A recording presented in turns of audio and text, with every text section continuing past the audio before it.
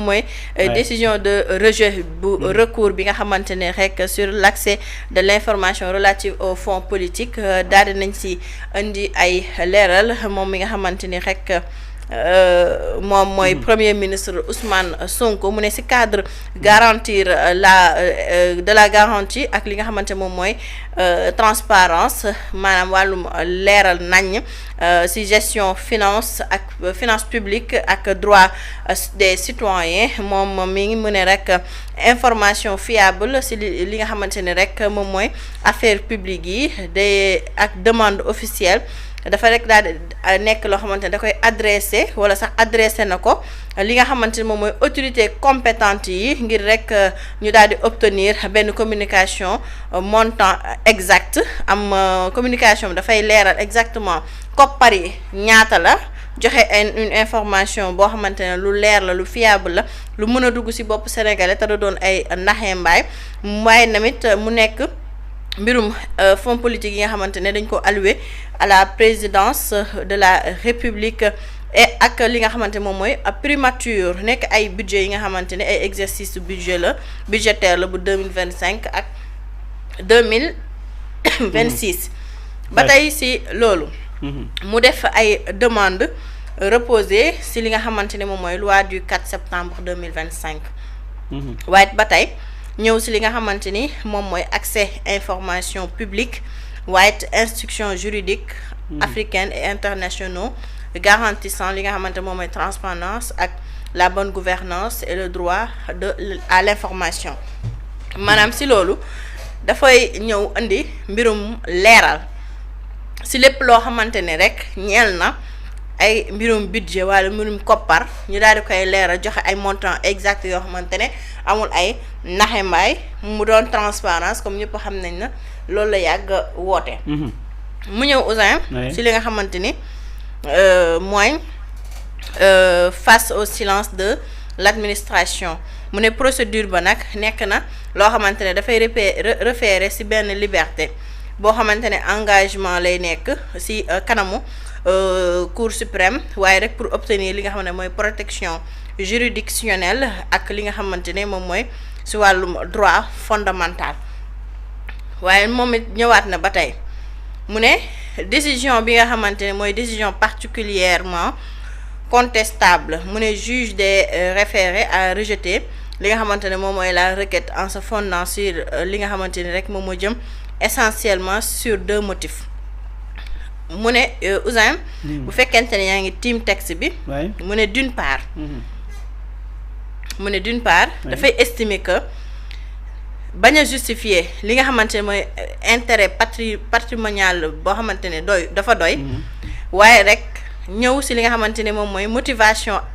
apparaître profondément discutable dès lors qu'en ma qualité de contribuable sénégalais moom Ousmane Sonko buñ ko déggee daal day leeral bu baax ci li nga xamante ne moom mooy ak yelleef bi nga xamante ne war nañ ko am ci wàllum protection ci wàllum leeral transparence ci wàllum li nga xamante ne mooy joxe ay chiffres exacts ci lépp loo xamante ne koppar la ci Sénégal waaye te demande li nga xamante ne mooy Cour suprême mu rek accomplir au préalable benn formalité ci kanamu nga xamante ne mooy commission d'accès à l'information administrative ngir ñoom ñu mën a accès ci information administrative yi ba ñu mën a rek def benn commission boo xamante ne duñ ko installé bi nga xamante ne installé guñ ko fële ca état en tout cas loolu yëpp nekk na loo xamante ne lu doy waar la ci li nga xamante ni rek moom moo jëm ci conseil des ministres bi nga xamante ne daal dañ koy yëkkati en tout cas Ousin bu fekkente ne mu ngi baax parce que communiqué nga ñëw ci beneen communiqué premier ministre Ousmane Sonko bu mu ñëwee ci wàllu document administratif yi nga xamante ni en tout cas lokk la lu lëmbee réew mi ñëw na également ci contexte géopolitique ak li nga xamante ni moom mooy doctrine de réponse énergétique du gouvernement li nga xamante ni président Bassirou Diomaye Diakhar Faye moom ci ndigalam la koy waxee moom le premier ministre Ousmane Sonko daal dinay aborder ci wàllu géopolitique li nga xamante ni moo am foofu ca Moyen-Orient bi nga xamante ni dafay indi li nga xamante ni mooy wàllu stabilité wala sax dafay ñàkk indi stabilité ci dëkk dendandoo yi moom nag ba laal li nga xamante ni mooy wàllu baril pétrole bi marché pétrolier bi internationaux yi nga xamante ni dafay laal ba laalaale fi nga xamante mooy Afrique rawatina fi nga xamante ni moom mooy Sénégal wàllu hydrocarbure bi nga xamante ni dafay indi ay jafe-jafe direct ci dëkk yu ñu wër rawatina fii nga xamante ni moom mooy Sénégal. alors moom daal dinay wax ci li nga xamante ni mooy balance commerciale avec une pression sur les finances publiques ak li nga xamante ni mooy production secteur structurant l'économie nationale et le risque bi nga xamante ni transmission ak njëkk yi nga xamante ni nar na yokk ci fan yi di ñëw gouvernement bi nag ma ngay privilégier li nga xamante ni mooy réponse ngir accélérer valoriser li nga xamante ni mooy suñu ressource gazier bi nga xamante ni contrat yi xam nañ ni dañ ko négocier Ousmane Sonko xam ngeen ni am na benn annonce bu yàggul dara bi li nga xamante mooy Petrosen bi nga xamante lépp moom moo ko daal di téel boppam Petrosen di kër gi nga xamante ni Sénégal moom moo ko daal di moom ñuy exploiter suñu gaz bi nga xamante ni ñun ñoo ko daal di moom alors Ousmane Sonko ba léegi nee na ñu ñuy gën a accélérer en tout cas gën a góorgóorlu teg benn bouclier bu ko defee ñun lépp li nga xamante ni moom moo nar a indi ay jafe-jafe ci wàllu gaz bi ak lii di ñëw ñu daal di ci taxaw moom nag ñëwaat na également ci renforcement de la veille géopolitique ak ci li nga xamante ni mooy approvisionnement ak li nga xam mooy révision ci wàllu régime fiscal bi nga xamante ni war nañ ko gën a daal di càmbat ak secteur yu am solo wàllu électricité bi nga xamante ni bëgg na ngir Senelec bi nga xamante dafa xaw a am ay jafe-jafe ñu teg ay stratégie yoo xamante ni yu performante bu ko defee yu opérationnel bu ko defee Senelec également ñu doté ko ci ay matériel ak ay logistique yoo xamante ni Sénégal du am benn jafe-jafe ci wàllu courant donte dëkk yu ñu dëkk yu ñu wër ñi ngi nekk ci ay jafe-jafe moom Ousmane Sonko ma ngay chargé ma ngay jox ndigal ki nga xamante mooy ministère des finances ñu koy wax Cheikh Diba ak ministre de l'économie ak secrétaire général du gouvernement ak directeur général box ngir ñu daal di préparer benn conseil interministériel ñu jagleel ko exclusivement si soutenabilité financière ak perspective de développement du secteur ak yi nga xamante ni mooy wàllu énergie ak nu ñu koy yaatalee ba daal di Sénégal yëpp daal di koy am te duñ ci am benn jafe-jafe foofu nga xamante ni moom mooy primature délai bi nag daal dina koy jox ci 30 jours ngir ñu càmbar loolu moom ba léegi Ousmane Sonko ma ngay engagé ba léegi ci ministère des finances ngir ñu conduire daal di wàllu énergie bi ñu taxaw léegi ma ngay insister ci Senelec ak ñu évaluer jafe-jafe yi nga xamante ni daal dina koy am état bi nag jëm ci xool moom ministère finance ñu ci daal di dugalee loxoom bu ko defee Senelec jafe-jafe yi ñu am ñu daal di dañ xam ngeen ni nag nawet baa ngi yot moom le premier ministre Ousmane Sonko bëgg nañu anticiper liggéey bi bu baax a baax fi nga xamante ni moom mooy suñu kuréel yi nga xam ñoo yor wàllu énergie ñu boole ci ki nga xamante ni moom mooy Senelec commission régulation du secteur de l'énergie moom nag mën nga cay apporter benn contribution ak analyse bu équilibré économique sectorielle ak yeneen i domaine wala sax domaine boo xamante ni dafay am mécanisme buñ ciy teg définition yi ñu ciy àndal loolu yëpp bëgg na ñu daal di teg benn commission boo xamante ni dafay càmbar loolu waaye Cheikh Diba monsieur le premier Ousmane Sonko ma ngay inciter à ce que ngir mu veiller ci liggéey boobu ba léegi moom Ousmane Sonko 4 réalisations significatives yi nga xamante ni dafa ànd ak gouvernement bi ñi moderniser li nga xam mooy infrastructure yi nga xamante ni daal dinañu koy wax daal dinañu koy jëmmal Ousmane Sonko xam ngeen ni moom mi nga xamante Déthié Fall moo nekk si tutelam foofu ca autoroute Mbour Kaolack Thiadiaye bi nga xamante ni inauguré nañ ko le 29 avril waaye nag le 30 bi aéroport bi nga xamante ni moom moo nekk foofu ca Ziguinchor xam ngeen ni inauguré nañ ko waaye nag Ousmane Sonko ma nga cay ñëwaat ci levée de blocage opérationnel des projets xam ngeen ne dafa am ay projets yu am solo yoo xamante ni état bi daf ko bloqué woon ndax ngir càmbat mbir ma fa lay mujjee Ousmane Sonko nag am na ci yoo xamante ni daal di nañu koy teggi ngir daal di koy yëkkatiwaat ak unité dessalement de l'eau xam ngeen ni nag am na benn projet boo xamante ni fii ci Mamel usine bu mag bu ñu fi waroon def bu ñu fi war a def projet bi nekk en cours toll ci 6 milliards ak gestion des eaux pluviales ñu koy wax projet bi nag junj naa ko sànq ab usine bu ñu nar a samp foofu ca waaxi Mamelia ñu ngi ci deuxième phase bi daanaka li ci des bareetul ngir ñu daal di koy jëmmal bu ko defee nag usine ba la muy def mooy day jël ndox bi nga xamante ni moo nekk ci géej ga day seppi xorom bi ndox moom nga xamante ni xorom ba deñ na dinañ ko mën a daal di jariñoo ñu def ci ay milliards yu baree bari ñu ngi ci deuxième phase bi direction centrale des marchés publics également ñu koy wax DSMP moom Ousmane Sonko ma nga bëgg ñu daal di veiller ci liggéey bi nga xamante ni ñu ngi koy daal di liggéey ak perspective yi nga xamante ni le code des marchés publics daal di na koy wax c'est-à-dire que li nga xamante ni mooy usine de dessalement bi projet muy entreprise bi nga xam ne war nañ ko daal di taxaw Ousmane Sonko il insiste à ce que ci ñu jaare fa lépp li nga xamante ni moo fa war a jaar ci xaalis ñu jaarale ko ci yoon boo xamante ni dafay leer naññ moom Ousmane Sonko maane ba léegi ci secteur d'accompagner sa matérialisation effective à cet égard il indique la nécessité notamment de financer enfin la fin du mois ci 2026 le projet de loi d'orientation d'orientation sur le patriotisme économique nag bokk na ci sookulu en tout cas wala sax ci credo parti bi di Pastef mooy maanaam ñu wane lépp luy entreprise publique wala lépp loo xam ne Sénégalais yi dañu ko moom ña koy jiite ñu ciy wane patriotisme bu mat sëkk te loolu du ko caaxaane Ousmane Sonko ma nga cay diggal ay ministre am ñu daal di ciy góorgóorlu loolu waral d'ailleurs moom mu bëgg ñu accélérer réforme yi nga xamante ni dafay am ci wàllu environnement des affaires finalisation des projets de code des douanes et des codes général des impôts ndax xam ngeen ni code yooyu mooy permettre ñun li ñuy bëgg ci suñu wàllu fiscalité bi ñu daal di ko fay am ci wàllu secteur BTP bi ak kër yi nga xamante ñoom ñoo nekk fii ci Sénégal ngir ñu mën a fay fisc bi normalement ñu dem ci wàllu bâtiment bi Ousmane Sonko daal dina ci wax secteur bâtiment et travaux publics ñu koy wax BTP la mise en œuvre de la stratégie nationale promotion l'investissement et de développement du secteur privé et le déploiement de la nouvelle politique industrielle du Sénégal moom Ousmane Sonko nag mu nga bëgg ñu daal di ci woote ab concertation ak wàllu ak ministre bi nga xamante ni moo yor wàllu économie ak intégration ngir ñu proposer ngir ñu proposer ànd ci ak ay banques yi nga xamante ni ngir ñu mën a financer projet yi ñu nar a jëm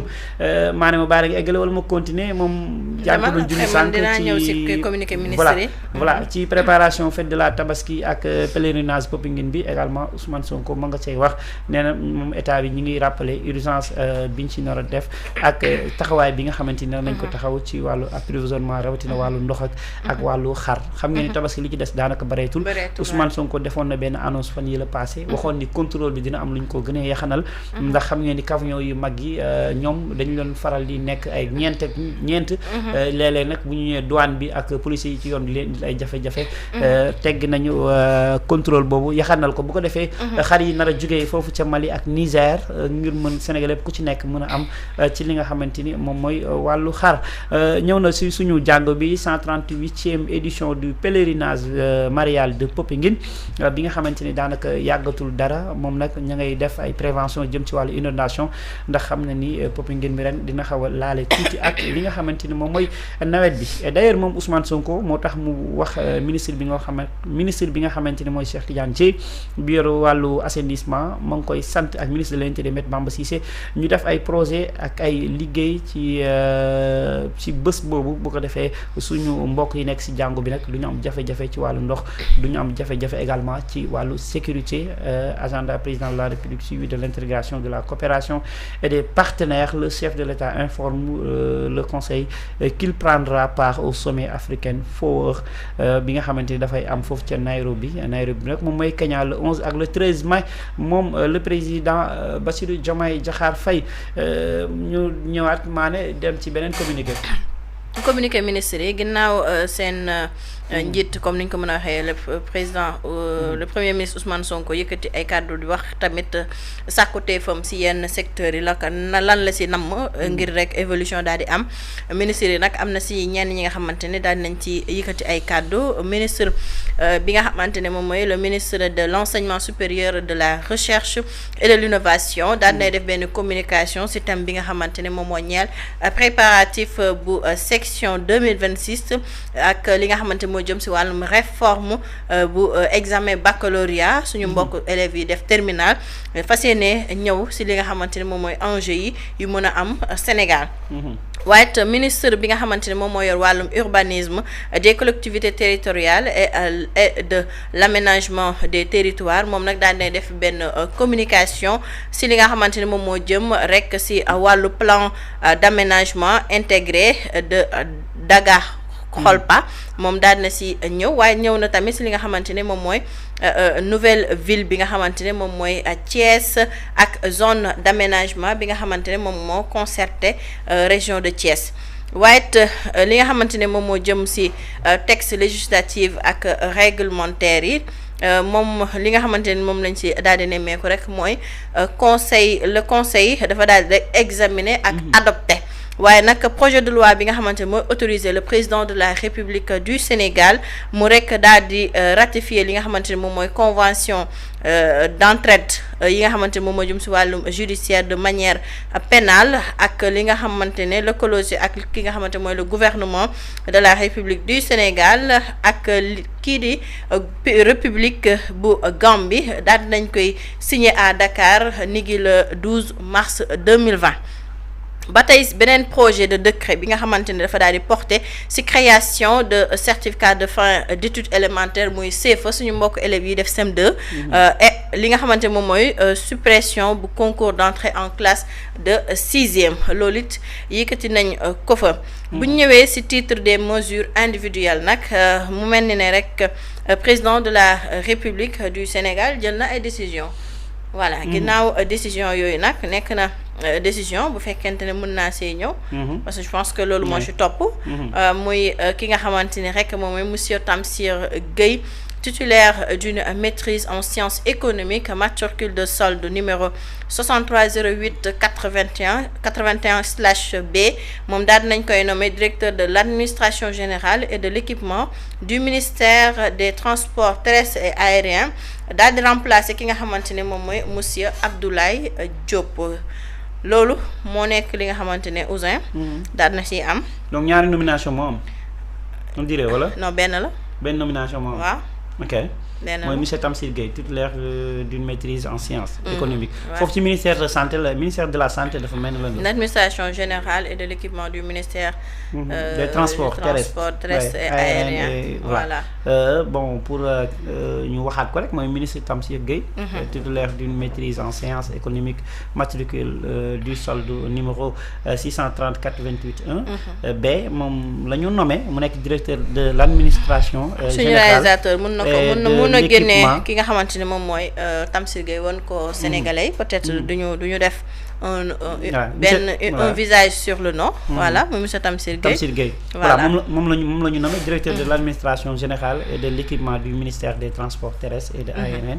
en remplaçant ki nga xamante ne mooy monsieur Abdoulaye Diop voilà moom moo ko daal di remplacer donc benn nomination foog ñu jéem a xam aussi ki nga xamante ni bon xam nga curiosité journaliste kenn mënoo ko lijjanti c'est foog ñu xam nomination bu bees bi ki nga xamante ni moom mooy monsieur Abdoulaye Diop lan lay mujjee non c'est-à-dire monsieur Abdoulaye Diop fa la bokk à la limite en fait parce que ki nga xamante ni moom loolu la ñëpp di voilà monsieur Abdoulaye Diop fa la